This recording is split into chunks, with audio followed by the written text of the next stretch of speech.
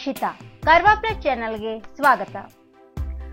ಮತಪೆಟ್ಟಿಗೆ ಸೇರಿದ ಸಾವಿರಾರು ಅಭ್ಯರ್ಥಿಗಳ ಭವಿಷ್ಯ 74.83% ಮತದಾನ. ಮೊದಲ ಹಂತದ ಮತದಾನ ಸುಸೂತ್ರ. ಕಾರವಾರ ಜಿಲ್ಲೆಯ ಕರಾವಳಿಯಲ್ಲಿ ಮಂಗಳವಾರ ನಡೆದ ಗ್ರಾಮ ಪಂಚಾಯಿತಿಯ ಮೊದಲ ಹಂತದ ಚುನಾವಣೆಯಲ್ಲಿ 74.83% ಮತದಾನವಾಗಿದೆ. ಮತದಾರರು ಬೆಳಗ್ಗೆಯಿಂದಲೇ ಸರದಿಯಲ್ಲಿ ನಿಂತು ಶಾಂತಿಯುತವಾಗಿ ಹಕ್ಕು ಚಲಾಯಿಸಿದರು. ಬೆಳಿಗ್ಗೆ 7ಕ್ಕೆ ಮತದಾನ ಆರಂಭವಾಯಿತು. ಮೊದಲ ಅರ್ಧ ಗಂಟೆ ಮತದಾರರ ಸಂಖ್ಯೆ ಕಡಿಮೆ ಇತ್ತು. ತಮ್ಮ ದೈನಂದಿನ ಕೆಲಸಗಳನ್ನು ಒಂದು ಹಂತಕ್ಕೆ ಪೂರ್ಣಗೊಳಿಸಿದ ಗ್ರಾಮೀಣ ಭಾಗದ ಜನ ನಿಧಾನವಾಗಿ ಮತಗಟ್ಟೆಗಳತ್ತ ಹೆಜ್ಜೆ ಹಾಕಿದರು. ಮಧ್ಯಾಹ್ನ 11ರ ಸುಮಾರಿಗೆ ಹಲವೆಡೆ ನೂರಾರು ಮಂದಿಯ ಸಾಲು ಕಂಡುಬಂತು. 101 ಗ್ರಾಮ ಪಂಚಾಯಿತಿಗಳ 1380 ಸ್ಥಾನಗಳ ಪೈಕಿ 1264 ಸ್ಥಾನಗಳಿಗೆ ಚುನಾವಣೆ ನಡೆದಿದೆ. 107 ಕ್ಷೇತ್ರಗಳಲ್ಲಿ ಅವಿರೋಧ ಆಯ್ಕೆಯಾಗಿದ್ದರೆ 9 ಕಡೆ ನಾಮಪತ್ರ ಸಲ್ಲಿಕೆಯಾಗಿಲ್ಲ.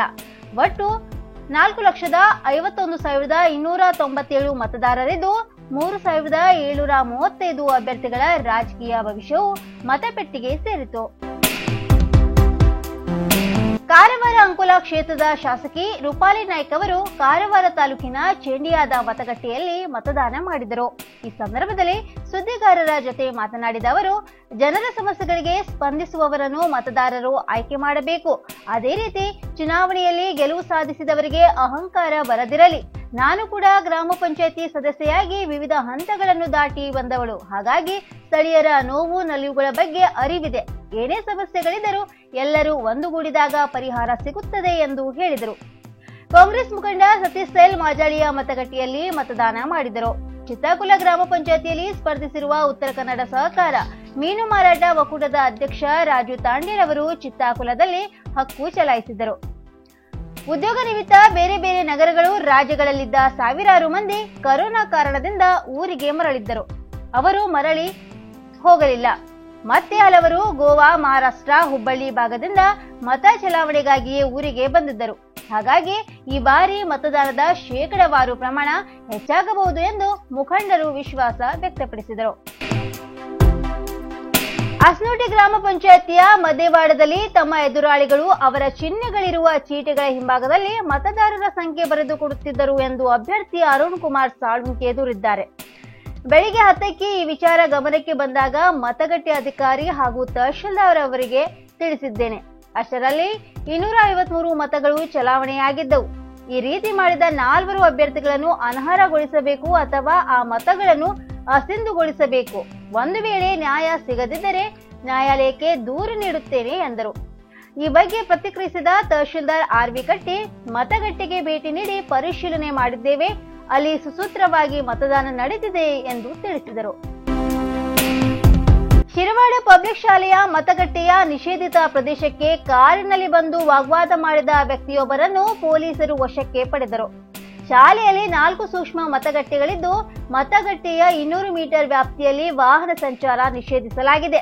ಆದರೆ ಈ ವ್ಯಕ್ತಿಯು ನಿಯಮವನ್ನು ಉಲ್ಲಂಘಿಸಿದರು. ಪೊಲೀಸರು ವಾಹನ ತೆಗೆಯುವಂತೆ ಸೂಚಿಸಿದಾಗ ವಾಗ್ವಾದಕ್ಕಿಳಿದರು. ಬಳಿಕ ಮೊಬೈಲ್ ಫೋನ್ನಲ್ಲಿ ಮಾತನಾಡುತ್ತಾ ವಾಹನ ಚಲಾಯಿಸಲು ಮುಂದಾದರು. ಇದನ್ನು ಗಮನಿಸಿದ ಗ್ರಾಮೀಣ ಠಾಣೆ ಇನ್ಸ್ಪೆಕ್ಟರ್ ರೇವಣ್ಣ ಸಿದ್ದಪ್ಪ ಹಾಗೂ ಸಿಬ್ಬಂದಿ ತಡೆದರು. ಕಾರಿನಿಂದ ಇಳಿಸಿ ವಶಕ್ಕೆ ಪಡೆದರು. ಇಂದು ನಡೆದ ಗ್ರಾಮ ಪಂಚಾಯತ್ ಚುನಾವಣೆಯಲ್ಲಿ ಕಾರವಾರ 71.22%, ಅಂಕೋಲ 75.84%, ಕುಮಟಾ 75.30%, ಹೊನ್ನಾವರ 76.17% ಹಾಗೂ ಭಟ್ಕಳದಲ್ಲಿ 74.63% ಮತದಾನ ಆಗಿದೆ. ಉತ್ತರ ಕನ್ನಡ ಜಿಲ್ಲೆಯಲ್ಲಿ ಮೊದಲ ಹಂತದ ಚುನಾವಣೆಯಲ್ಲಿ ಒಟ್ಟು 74.83% ಮತದಾನ ಆಗಿದೆ.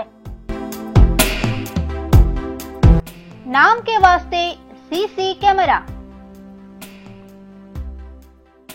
ಶಿರಸಿ ಅಪರಾಧ ಚಟುವಟಿಕೆ ನಿಯಂತ್ರಿಸುವ ಜತೆಗೆ ಸಂಚಾರ ನಿಯಮಗಳ ಪರಿಣಾಮಕಾರಿ ಅನುಷ್ಠಾನದ ಉದ್ದೇಶದಿಂದ ನಗರದಲ್ಲಿ ಅಳವಡಿಸಿರುವ ಸಿಸಿಟಿವಿ ಕ್ಯಾಮೆರಾಗಳು ನಿರ್ವಹಣೆ ಕೊರತೆಯಿಂದ ಹಾಳಾಗಿ 2.5 ವರ್ಷವಾದರೂ ದುರಸ್ತಿಯಾಗಿಲ್ಲ.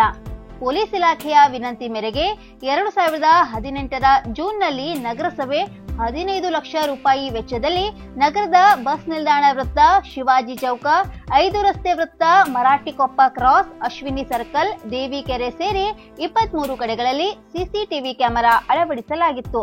ಬೆಂಗಳೂರಿನ ಮೌರ ಇನ್ಫೋಟೆಕ್ ಪ್ರೈವೇಟ್ ಲಿಮಿಟೆಡ್ ಕ್ಯಾಮೆರಾ ಅಳವಡಿಕೆಯ ಗುತ್ತಿಗೆ ಪಡೆದಿತ್ತು.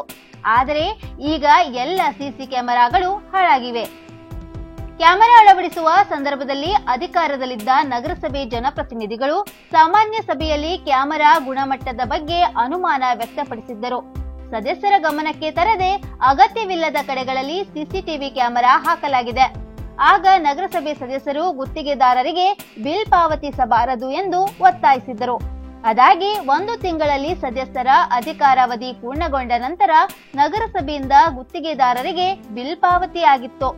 ಕಳಪೆ ಕ್ಯಾಮೆರಾ ಹಾಕಿದ್ದರಿಂದ ಅದು 1-2 ತಿಂಗಳಿನಲ್ಲಿ ಹಾಳಾಗಿದೆ. ಅನೇಕ ಬಾರಿ ದುರಸ್ತಿ ಮಾಡಿದರೂ ಅವು ಕಾರ್ಯನಿರ್ವಹಿಸುವ ಸ್ಥಿತಿಯಲ್ಲಿಲ್ಲ.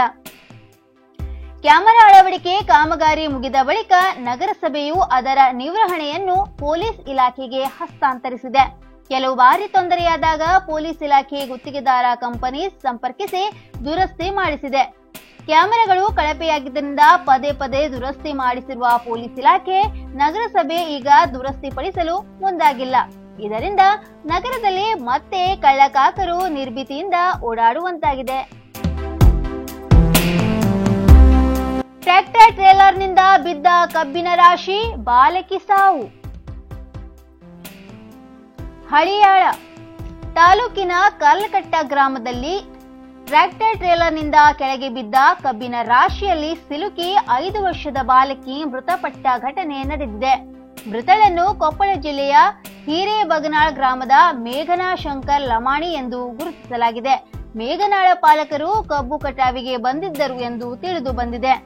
ಟ್ರ್ಯಾಕ್ಟರ್ ಚಾಲಕ ಪರಶುರಾಮ್ ವಡ್ಡರ್ ಟ್ರ್ಯಾಕ್ಟರ್ ಟ್ರೇಲರ್ನಲ್ಲಿ ಹೊಲದಿಂದ ಕಬ್ಬು ಸಾಗಿಸುತ್ತಿರುವಾಗ ತಿರುವಿನಲ್ಲಿ ಟ್ರೇಲರ್ ಬಲಬದಿಗೆ ವಾಲಿಕೊಂಡು ಅಲ್ಲಿಯೇ ಆಟವಾಡುತ್ತಿದ್ದ ಮೇಘನಾಳ ಮೇಲೆ ಕಬ್ಬಿನ ರಾಶಿ ಬಿದ್ದ ಪರಿಣಾಮ ಅದರಿಂದ ಹೊರಬರಲಾಗದೆ ಮೃತಪಟ್ಟಿದ್ದಾಳೆ ಎಂದು ಹಳಿಯಾಳ ಪೊಲೀಸ್ ಠಾಣೆಯಲ್ಲಿ ಪ್ರಕರಣ ದಾಖಲಾಗಿದೆ.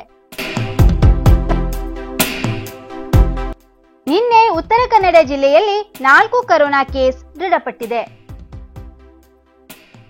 ಸಿರಸಿ 2, ಸಿದ್ದಾಪುರ 1, ಹಳಿಯಾಳ 1. ಅದರಂತೆ 7 ಕೊರೋನಾ ಸೋಂಕಿತರು ಗುಣಮುಖರಾಗಿ ಆಸ್ಪತ್ರೆಗಳಿಂದ ಬಿಡುಗಡೆಯಾಗಿದ್ದಾರೆ. ಕಾರವಾರ 2, ಹೊನ್ನಾವರ 1, ಸಿರಸಿ 2, ಸಿದ್ದಾಪುರ 1, ಜೊಯ್ಡಾ 1. ಈವರೆಗೆ ಉತ್ತರ ಕನ್ನಡ ಜಿಲ್ಲೆಯಲ್ಲಿ 14,154 ಕೊರೋನಾ ಪಾಸಿಟಿವ್ ಕೇಸಸ್ ಸಿಕ್ಕಿದೆ ಹಾಗೂ 13,882 ಕೊರೋನಾ ಸೋಂಕಿತರು ಗುಣಮುಖರಾಗಿ ಆಸ್ಪತ್ರೆಗಳಿಂದ ಡಿಸ್ಚಾರ್ಜ್ ಆಗಿದ್ದಾರೆ.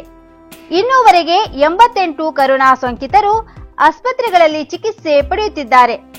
ನಿನ್ನೆ 184 ಕೊರೋನಾ ಸೋಂಕಿತರು ಮರಣ ಹೊಂದಿದ್ದಾರೆ. ಇನ್ನು ಮತ್ತಷ್ಟು ಸುದ್ದಿಗಾಗಿ ಕಾರವಾರ ಪ್ಲಸ್ ವೀಕ್ಷಿಸಿ. ನೀವು ಯೂಟ್ಯೂಬ್ ಅಲ್ಲಿ ನೋಡ್ತಿದ್ದೀರಿ, ಸಬ್ಸ್ಕ್ರೈಬ್ ಮಾಡಿ, ಬೆಲ್ ಐಕಾನ್ ಕ್ಲಿಕ್ ಮಾಡಿ. ಫೇಸ್ಬುಕ್ ಪೇಜ್ ಅಲ್ಲಿ ನೋಡ್ತಿದ್ದೀರಿ, ಫಾಲೋ ಮಾಡಿ. ಧನ್ಯವಾದಗಳು.